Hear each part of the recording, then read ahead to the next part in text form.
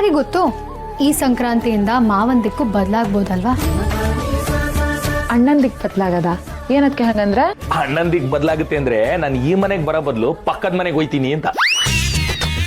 ಹಂಗಲ್ ಮಗ, ನಿನ್ನ ಯೋಚನೆ ದಿಕ್ಕು ಬದಲಾಗ್ಬೋದು, ನಿನ್ನ ಜೀವನದ ದಿಕ್ಕು ಬದಲಾಗ್ಬೋದು, ಆದರೆ ಅದು ಹೇಳಕ್ಕಾಗಕ್ಕಿಲ್ಲ. ಆದರೆ ಮಕರ ಸಂಕ್ರಾಂತಿ ಅಂದ್ರೆ ಹೊಸ ದಿಕ್ಕು, ಹೊಸ ದಾರಿ ಅಂತ. ಹಂಗೆ ನಮ್ಮ ಜೀವನದಾಗೂ ಹೊಸ ದಾರಿ ಬಂದೈತೆ ಕಣಮಗ. ಬಂದೈತಾ?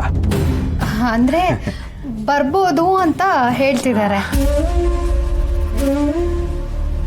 ನಿನ್ ಜೀವನದಲ್ಲೂ ಹೊಸ ದಾರಿ ಬರ್ಲಿ ಅನ್ನೋತೆ ನಮ್ಮೆಲ್ಲರ ಆಸೆ ಮಾವ.